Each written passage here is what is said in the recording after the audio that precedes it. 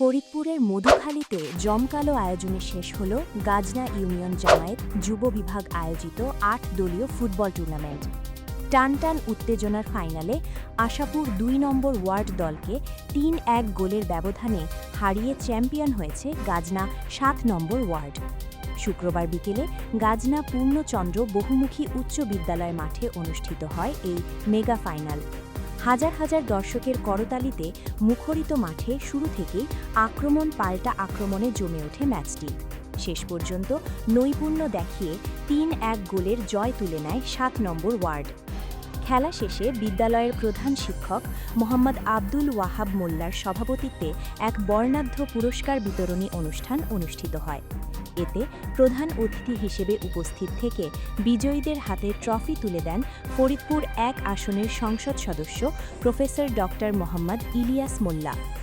Gajna union পরিষদের chairman পদপ্রার্থী মোহাম্মদ রেজাউল করিম ঝুটুর সার্বিক পরিচালনায় অনুষ্ঠানে উপজেলা ও ইউনিয়ন জামায়াতের বিভিন্ন পর্যায়ের নেতৃবৃন্দ উপস্থিত ছিলেন।